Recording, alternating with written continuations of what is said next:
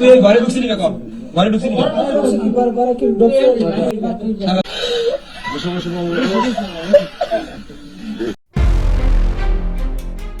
অভিযোগ তদন্তে গিয়ে পুলিশের স্ত্রীর সাথে অনৈতিক সম্পর্কে জড়িয়ে পড়লেন এসআই। এই ঘটনায় এলাকায় ব্যাপক চাঞ্চল্য সৃষ্টি হয়েছে। ঘটনাটি ঘটেছে বোয়ালি থানায়। এ ঘটনায় এসআই রৌফের বিরুদ্ধে বিভাগীয় মামলা হয়েছে। অভ্যন্তরীণ তদন্তেও মিলছে পরকীয়ার সত্যতা।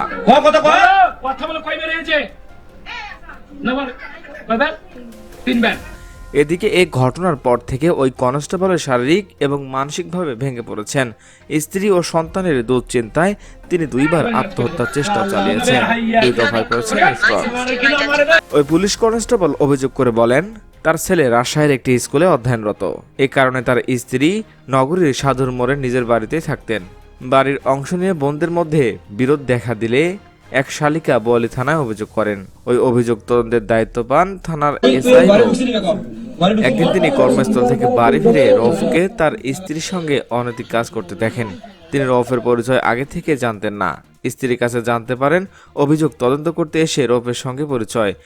একদিন গভীর রাতে তার স্ত্রী ঘুমাচ্ছিলেন, তখন তাকে মেসেঞ্জারে বার্তা পাঠায় রৌফ। ওই কনস্টেবল মেসেঞ্জারে কথোপকথন দেখেন। দুজনের একসঙ্গে তোলা অন্তরঙ্গ ছবি ও কুরুচিপূর্ণ বার্তা আদান প্রদান হয়েছে। তিনি নিশ্চিত হন স্ত্রীর সঙ্গে রৌফের পরকে সম্পর্ক চলছে। তারপরে তিনি এসআই রৌফ ও তার স্ত্রীকে আপত্তিকর অবস্থায় আটক করেন।